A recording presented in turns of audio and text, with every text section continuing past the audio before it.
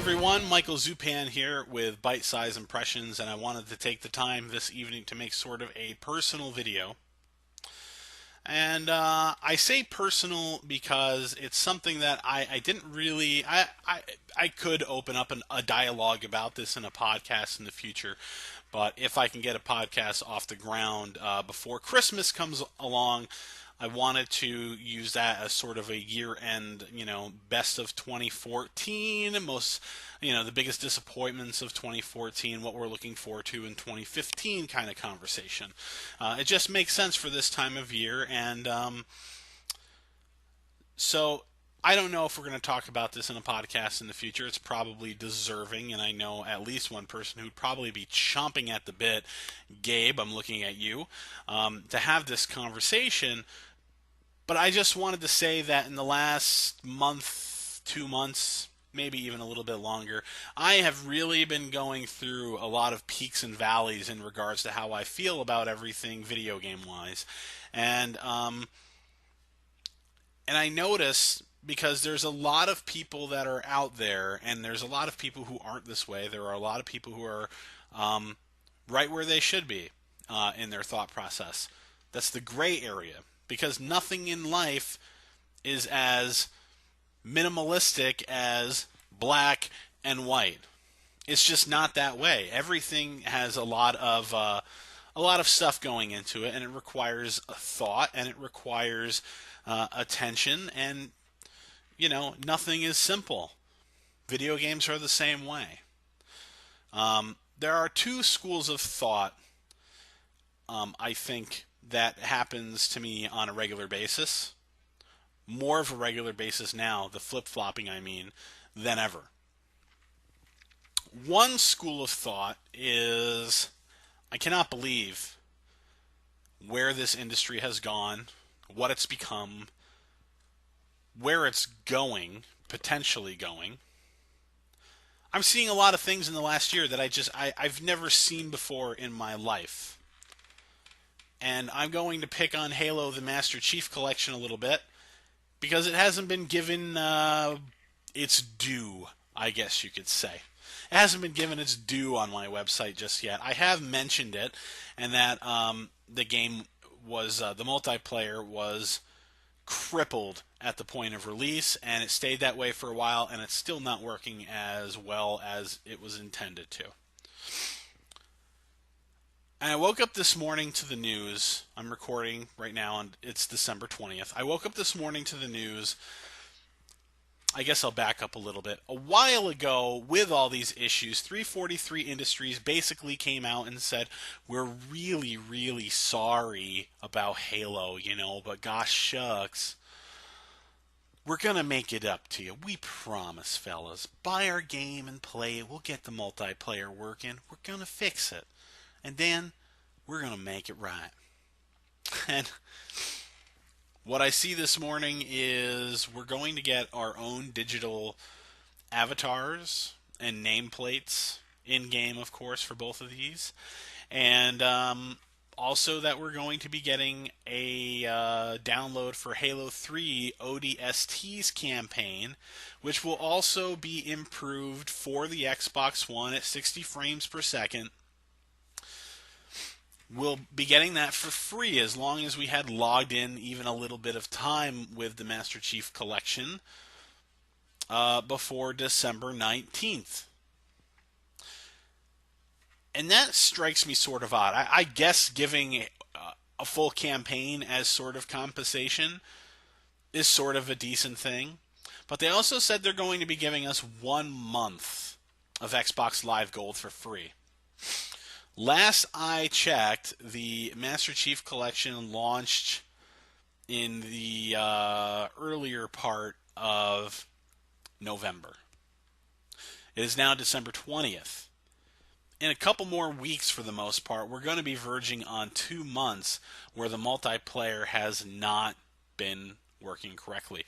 If they're going to compensate us by giving us Xbox Live time, I really think it should be 2 months, not 1. There are people like me who really haven't played a lot of multiplayer on the Xbox One. I played a whole lot of Plants vs. Zombies Garden Warfare on the machine. I haven't played that game in a while because I just keep buying and buying and buying games, and it's sort of a nasty habit I have, and I need to stop it, apparently. But outside of that, Halo was going to be my major game sink for the rest of the year after it came out because of multiplayer. And it doesn't work. It doesn't work the way that it's supposed to. Patch after patch after patch after patch. Still not working the way this should. It kind of bothers me. Halo 3 ODST, they're working on that, and it's going to be DLC. They can get away with that. That's fine. I don't care about that. I think it's kind of cool because this is the Master Chief Collection. Halo 3 ODST is not a Master Chief adventure, nor is Halo Reach, but we'll probably be seeing Reach at some point as paid DLC as well. And man, is this going to end up taking a lot of space on our hard drives. I mean, I've already got like 50 some odd gigabytes, 54, 56 gigabytes, I don't even know at this point, taking up just for Halo stuff on my Xbox One. It's crazy.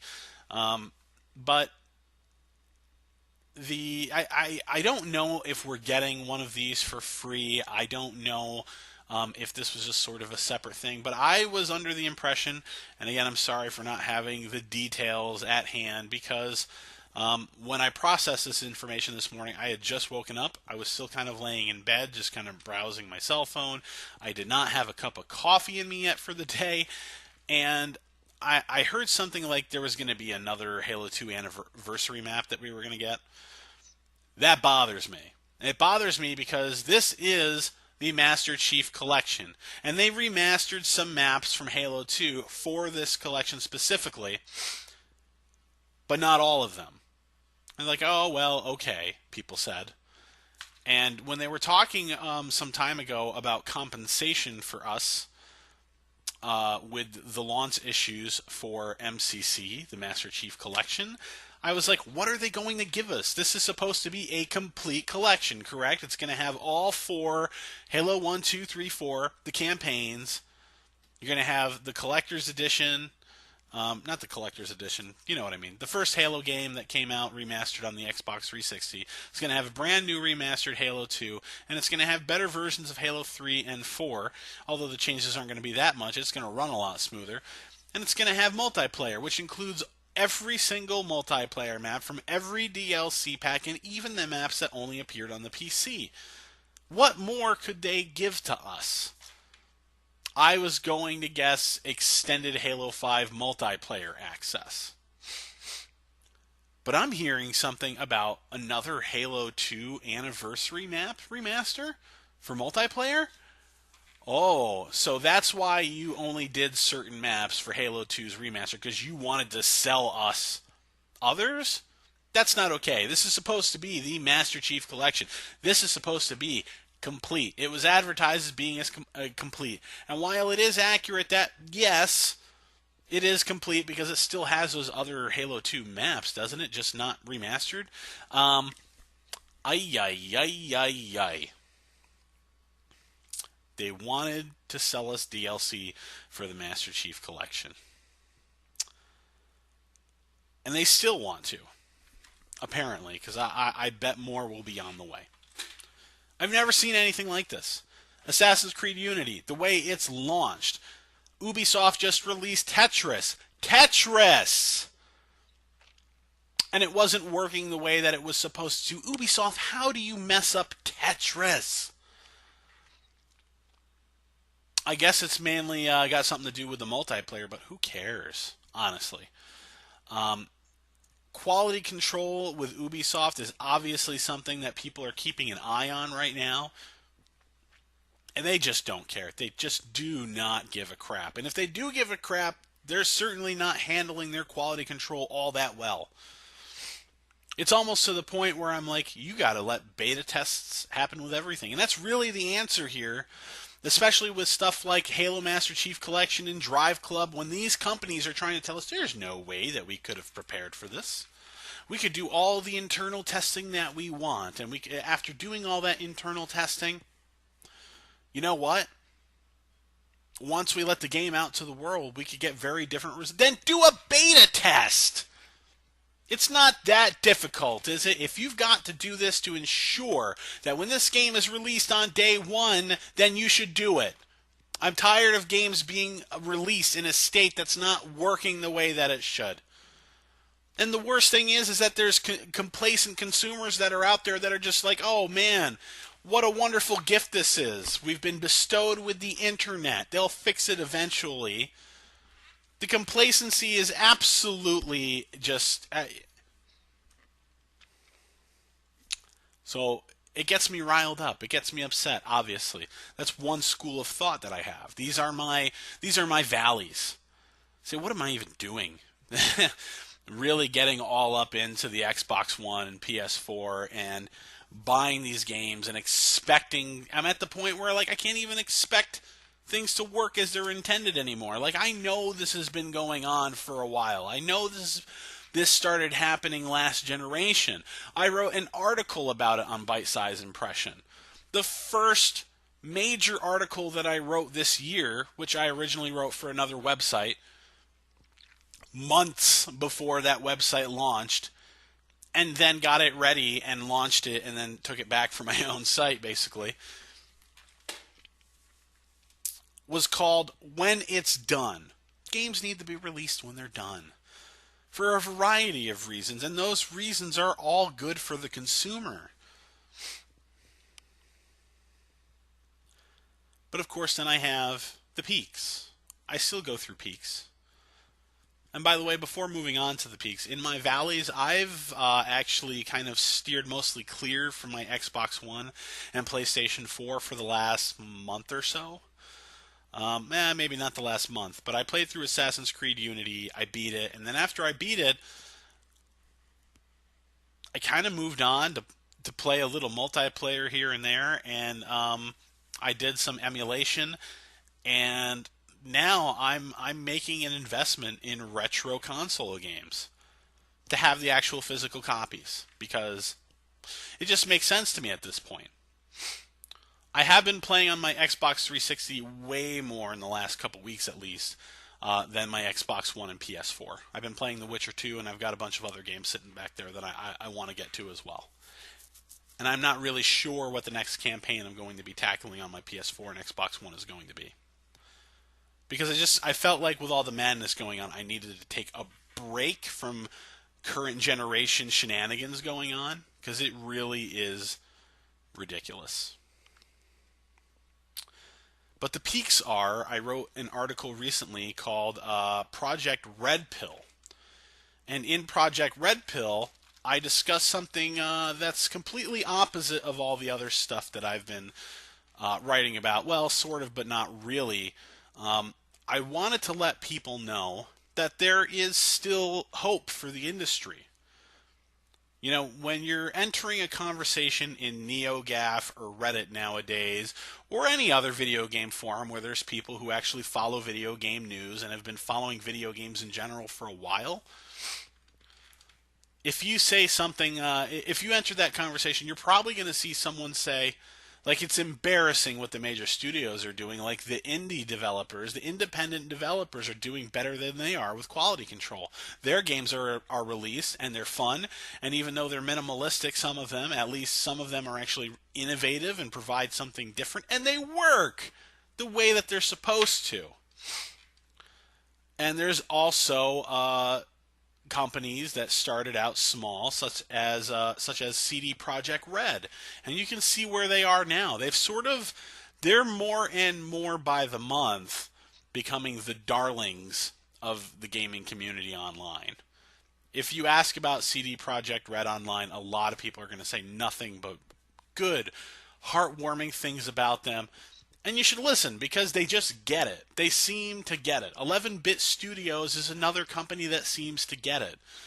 And the reason why I'm saying that is recently, even though they've already delayed The Witcher 3 once, CD Projekt Red came along and they said, hey, we just know that even though the game's going to be like ready by the very end of this year, we could release it when we said we were going to release it, which is February, but we're going to push it back to May because we think that for our standards, this game deserves another level of polish. There's a lot of silly little things in there that probably won't like damage the experience for anyone, but they're silly little things, and we can correct that. We know what the little issues are, and we're going to work on them. Okay, cool. You push back a game because it wasn't ready. See how simple that is, video game industry? Do you see how simple that is? This company cares about the product's quality on the way out. Clearly. 11-bit studios, they're a different sort of breed altogether. Not talking about quality control, one thing that they've done is basically they found their latest game, what's it called? This War of Mine, I believe. They found it on the Pirate Bay before it was taken down. And instead of taking legal action, they pretty much said, you know what? Spread the word. That will help us. And we know that some people who download games just can't afford them right now. Pay for it later if you want, you know.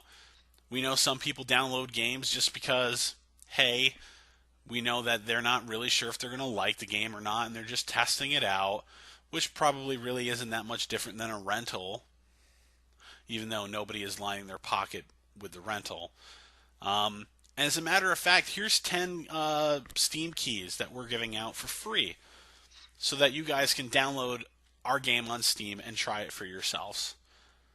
Cool. Thanks for spreading the word for us. And so many people acted overwhelmingly positive, and they probably made a lot of fans based on their very humble action. And somebody actually commented on that article and said, I don't agree with this aspect of the article because, you know, piracy is not okay, and piracy supports no one pretty much.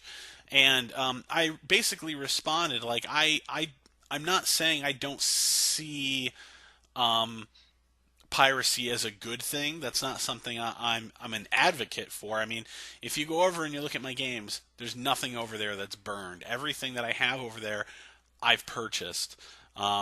You know, I even felt kind of funny about emulating old school games, like any of the games that I was ever like streaming, because I have streamed some games via Twitch before for my PC when I'm doing the whole retro gaming thing. They're only games that I've owned at one point.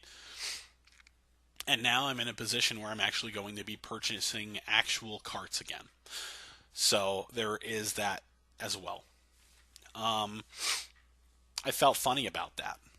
But I'm feeling pretty good about it right now. Yeah, no, I don't advocate for piracy at all, but I think it's a little bit much to say that all piracy is bad, because that's the point, really, that 11-bit studios were making with their statement, was that they understand that you can't just throw a blanket statement over one given group of people. Just because someone is a quote-unquote pirate doesn't mean they're an awful human being. I actually know people who do use the early downloads just to make sure that a game is actually working technically the way that it should. And if they consider it a good purchase, a good investment, they buy it. I mean, with the way PCs are and how games, you know, some games just don't work well on certain components in a PC because there's so many variables to consider. They just want to make sure that the game works okay on their PC, so they download it, they play it for a bit, they say, okay, cool, and then they'll buy the game. Some other people take it a little bit further and they'll test the game out like it's a rental. You know, other people just download the game because they're shitty people and they never were going to buy that game anyway. That's something that Gabe said on the previous podcast. And I think there's something to that. There's a lot of people who just straight up steal the game and play it and beat it. And I think he's right. There's a fair number of people who they weren't going to play that game in the first place. But this studio's kind of understanding, and they know you have to take the bad with the good. And they're saying we get that. So you know what? Thank you for the positive response. We hope you enjoy the game. Matter of fact, here's some free copies of the game. Now, because all the independent developers, well, many of them are getting so much support online because they're saying, a lot of people are saying these indie developers are so much more like in line with quality control than the AAA developers we have now. Well, guess what? Someday, something's going to happen. There will be changes. These major dev studios that are out there right now, they're not going to be around forever. There comes a point where certain studios either just aren't at the top of their game anymore, or they end up going under, and that might even happen with some of these publishers as well. You just never know the future. 5 years, 10 years, 15 years from now, these independent developers are probably going to have their name, in the AAA aspect of things, and they're going to be big time names. And CD Projekt Red are pretty much just about there. They're in the AAA world. They have a huge following, and they have a lot of people who respect them because their business practices do not nickel and dime everyone. And then, of course, you have a small studio like 11-Bit Studios, who is not quite a huge deal at this current point in time. But if their mindset is what's going to carry over for years to come and people respond positively to that, there is a chance that the future of video gaming has hope. That these are the companies that are going to take things over, and we're going to go back to the time where games are released in a working order. And you know what? If there is a mistake, and it's understandable, for whatever reason, they can fix it. That's cool. Like, there is still hope, and that's the peaks. That is the peaks. And of course, in those peaks there's still decent games coming out. There are still good games being released. I do think 2014 overall was kind of disappointing, but I did enjoy a lot of games in 2014, and that's what it's really all about, is the fun. And yes, I have heard online the whole thing that, you know what, there are people who are just like, don't get so worked up over video games. Video games are all about fun. That's what it's all about. Who cares about all this other nonsense? And I don't want to get involved with this. I never did. And some people are even, in fact, now saying, I used to be all about kind of following things and kind of speaking up about it. And now they're like, I just want to have fun. That's what it's all about. And you know what? I think you have to have a little bit of both. I mean, if you really, really do love video gaming, just saying, I'm just going to sit back and have all the fun stuff and just sort of ignore all the bad stuff, it's sort of in line with consumer complacency to a certain degree. I know you're just not saying, I don't care about that other stuff, but there is a bit of complacency that goes along with that.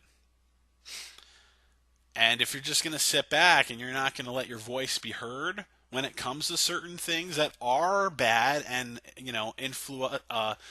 affect us consumers in a negative way today, that's what has allowed these companies to get as bad as they are today. Little by little by little by little by little by little, baby step, baby step, baby step, baby step. They've gone from being quality companies, some of them, to just sliding completely off the rails. And it's because we've more or less said, we're still going to pre-order your games. We're still going to buy them day one. And you can release them however you want. And we won't say bupkis about it. Another thing that in the peak that I have hope for is that this year I'm noticing now, at the end of 2013, when the Xbox One and the PS4 were released, frame rate and resolutions became huge deals. Huge deals. Now the conversation is all about quality control. That's not something that really happened a lot before, not to this degree. And a lot of people are speaking up. And I am noticing companies like EA say, we want to rethink how we do business. Ubisoft said, we want to rethink how we communicate with our customers. It's not going to happen overnight, but it is a start. But we have to keep them on their game. We have to keep reminding them that what they're doing is not okay, and that we're watching them, and that we're paying attention, and that if they do something that clearly is against our best interest, we're going to let them know about it, and we're going to react accordingly. Meaning, maybe we don't pre-order anymore, because that's what a lot of people are recommending online. I don't pre-order games anymore. Don't do it, you know? So, there's hope. Things are kind of dismal, and it makes me mad on a regular basis, and I get so flustered, and there are days where I'm just like, why am I even, why am I even involved at this point?